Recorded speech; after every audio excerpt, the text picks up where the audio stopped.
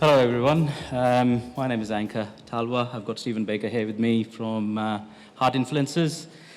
The topic today we've been invested to represent is the manufacturing operations and auditing. Now, what we are going to do is, because when we were preparing the presentation, we thought there are a broad spectrum of operational aspects that we can cover that kind of gives you guys a broader idea of the augmented reality in general, the use cases in general, the applicability in general. So what we've done here is conjured up a few different operational scenarios, what we face with our customers on a regular basis. And we are, what we're going to do is we're going to show the first-person view of the actual application to you guys so that you get an understanding what it really looks like from your eyes. And what we also have is Stephen kind of give you guys a bit of a view of the hardware that is involved in each particular scenario, because both the elements are equally important for any technological implementation to work smoothly. So the first thing, the title, the driving operational efficiencies with spatial computing. Fancy, I know.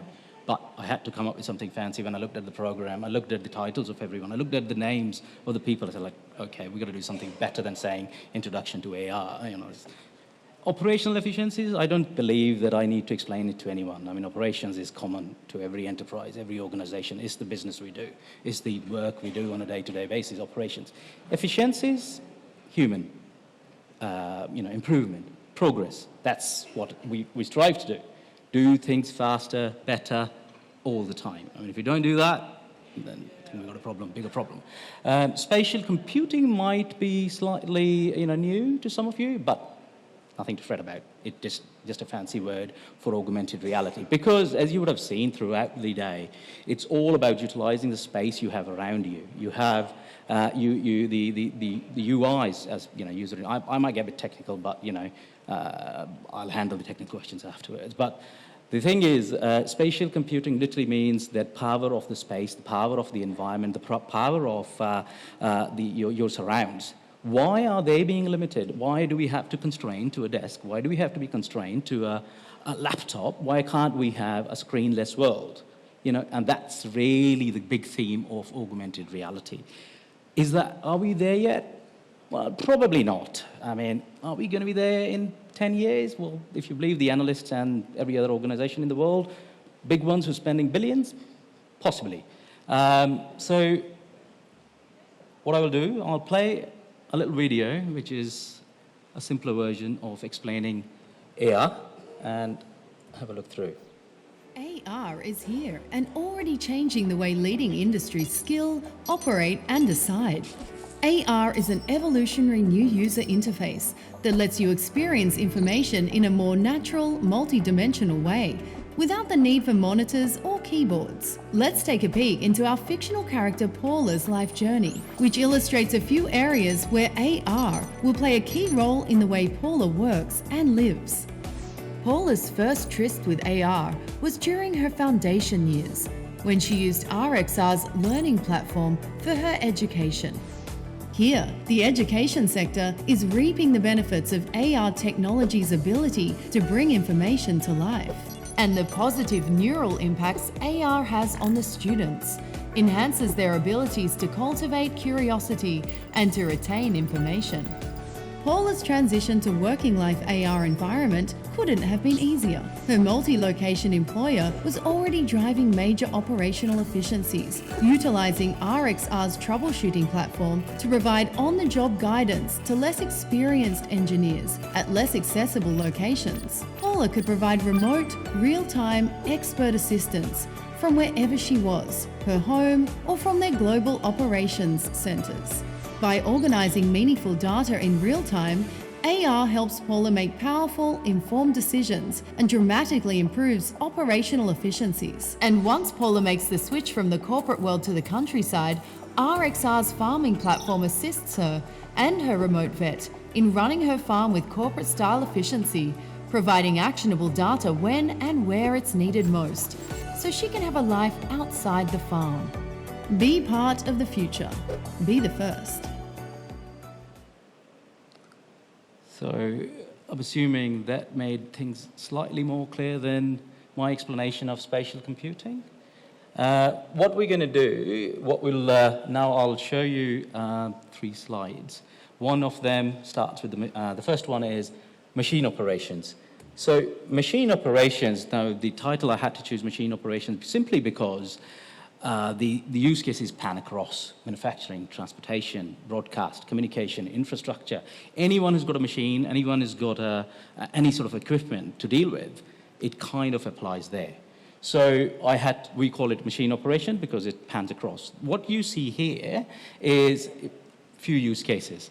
First one, if you look at the bottom 2 slides. Now, I was getting constant requests from the customers saying, Ankur, we need something where I can have my inspector going under the train and be able to visually see the faults in the different parts of the machinery, and is able to act on it, is able to interact, and I'm integrated with all my back-end IT landscape too. Now, my background is enterprise architecture, so it kind of made all sense to me, but this is what we were getting. So what we so what we came up with is that this machine inspection, what we call as an application, what it allows you to do is allows you to, look at a machine, recognize it, pull the data from wherever you got the data. It's got its own database as well. If you need to apply a bit of intelligence, give you a simple red, green, and then gives you action buttons. Do you want to do something with it? Do you want to lodge a report for that? Do you want to lodge a work order for that? Do you want to lodge check the stock or check financials, to anything? It kind of allows you to do all of that, and that's what the machine inspection one is. The other problem, or the other example, what we were facing is that onboarding of the technical staff, upskilling of the staff, because IP is retained in the heads of people. That's not efficient enough. Attrition happens. People come, people go. We need to be able to, retain that knowledge, upskill the people, skill the people who are coming on board new, and be ready with it. So that's where our guide assistance type application comes into picture. That again, recognition, pulls in the data, gives you guidance. It works in other areas too, as in you have to interact. Yes, I did that. So that means you have no way to escape. You are now, signed up to it, that you completed that training efficiently. You completed that training, so when you are performing the job, you don't have any excuses. However, it doesn't stop there, because yes, training is good, but when you are remote located, when you are, and we were getting, interesting examples from some of our broadcast customers that, they were happy to miss the SLAs, they were happy to, pay money back or lose money, but there was nothing they could do it. So that's where we kind of assisted them that, okay, well, you know what, there is something we can do for the remote people. It doesn't matter who is it, well, how skilled they are. Then they can follow basic steps. They can follow visual basic steps, the hands-free line of sight. That was a big thing for everyone, because we don't want our hands to be occupied. Workforce needs their hands free when they're doing jobs. So then the other thing was, what about experts? Because the people in remote locations are not as good as people in my NOC operation centers, national operation centers. So remote assistance is embedded in it. So video conferencing, which are part of the devices, are all included. So what I'll do is I'll now hand over to Stephen to just give you a brief view of the type of devices which kind of we're finding are more applicable in these type of scenarios. Stephen. Thanks, Ankur. I'll sort of volley back and forth as we go through the different types of hardware that we've been looking at in the course of our research. We're not really married to any particular type of brand or technology, which is why we're looking at all options to see where they best fit. With the use cases, we find that each use case has its own sort of peculiarities, and universal amongst them is that finding the right software and the right hardware both working together is ideal. So to start off with, you've probably seen one of these with the external screen. The word assisted reality gets sort of thrown around. It's very little augmented in it, in that it doesn't really augment the reality around you. It just provides you the external screen. But sometimes that is more than enough. And that's really what we're trying to emphasize, is that you do have big, high-end, powerful machines. And yes, you can do all these things. But what's practical right now, as Ankur alluded to earlier, you know, some of these solutions, the predictions are 5 years, 10 years, 1 year. It's kind of hard to say. But what we do know now, and then what is being used in the workforce, the simple sort of opaque screen, easy information, it's hands-free. It means it saves you time. If for you just need simple information at your disposal, it's there, ready to go. Does it have its limitations? Yes. For instance, sometimes some of them are tethered. Sometimes the details, the detail in the feed may not, the screen resolution may not accommodate the detail that you need in the feed, in which case it might be a need to scale up. But often that's not the case. So the simple assisted reality can be the way to go. Thanks, Stephen. The next scenario is an interesting one. We had absolutely zilch idea that there was a scenario possible there. It was only in a conversation with some of our American partners, they mentioned the word and said, is it even possible in this area?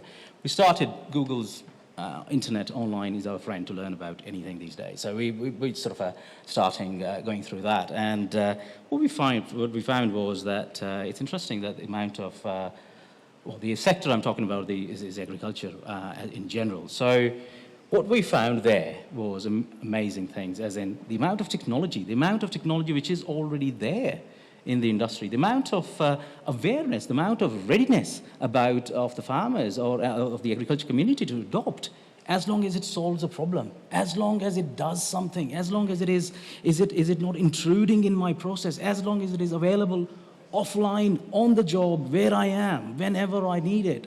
And great. And so we're going to give it a crack. We found sort of British farming friends of ours, and we validated the idea with them. This is what we're going to do. Does it make even sense? And I said, brilliant. Go for it. And have a crack at it. So what we did, we again combined two things: data intelligence, augmented reality. Pull the data, bring the data. Data doesn't matter where it resides. I mean, we were facing all sorts of scenarios, all sorts of situations. Data was paper and pen on notepads. Data was on their hard drives, in the computers. So it doesn't matter to us because we've got our UI to put the data in. We've got integration connectors with whether you have an IoT device, whether you've got a backend system, whatever database you are, we will connect you. Does it work offline? It's in the process. Because that's one thing we faced. Someone alluded to that problem of connectivity. We faced it. We were at the farm in New South Wales. So because when we did a road test, they loved it. We were there, and they said, we have, I'm not probably wouldn't use the name, one of the biggest broadband networks of Australia, and they've got we got their satellite connection, but it doesn't work. Mobile, again, one of the biggest providers, doesn't work. So, okay, we need to solve this. We need to have an offline version of it so that when you are there, when you have the connection, then it syncs up, whatever it is you've missed. But it doesn't stop you from doing what you need to do, what intelligence you can apply. Again, principle, pretty simple, straightforward. Recognize the animal, the area, whatever it is. This example is of dairy farm where we used it. So recognition in any shape or form, barcode, QR code, cow face recognition is being talked about. We are thinking about that too. So yeah, that's where this one was, and it's got its own limitations. Hardware is pretty simple. What we sort of are using, Stephen, you got 10 seconds to explain about that. This is the user display we're using. So we wanted something with a bit more comfort as well. So the first thing you're probably thinking is, damn, I look pretty damn schmick up here. But it's actually quite practical as well. It's light, it's robust, good 8-hour battery, and I'm not pushing this particular product, but my point is like looking for this use case. This didn't quite cut it, and when you're out in the farm 8 hours a day and you're getting dirty and stuff, you can't be tethered in. An external screen can get caught on things, it's a bit of a liability. But also, as it acts as kind of a smart device as well, it's you can have all the information, plus if you need to do text and call people and that as well, it's all there and running ready to go. The major difference is that it actually has the image in the lens itself, so closer to that step of augmentation, as I mentioned earlier. And what that does, it helps create a more immersive experience, and then you don't realize that you're wearing a computer on your head all day. And yeah, it's pretty uncomfortable. Cool. 10 seconds over. 10 seconds over? All right. Yeah, look, the last one quickly is the education operations. There's another area we are actively looking at. That is the area where the power of really the augmented reality is being utilized to the extent. As in, they want to feel it, they want to touch it, they want to navigate it, they want to manipulate, they want to interact, they want to do everything. They want to bring the universe in the class and be able to construct, deconstruct every element and constituent of it. They want to do that. Now, possible? Yes. Clunky? Probably. Technology is not there. Are we supporting it? As you can see in some of the pictures, trying to. We can touch, we can manipulate, we can interact, we can. What it needs, I'm going to steal your thunder, sorry, Stephen. These type of devices, heavy at the moment, powerful, super powerful. The amount of lenses, the amount of gyro sensors and all those sort of things that are needed to measure the depths and all those sort of things, there works, but unwearable. So, look, that's pretty much I'm covered. Thanks very much.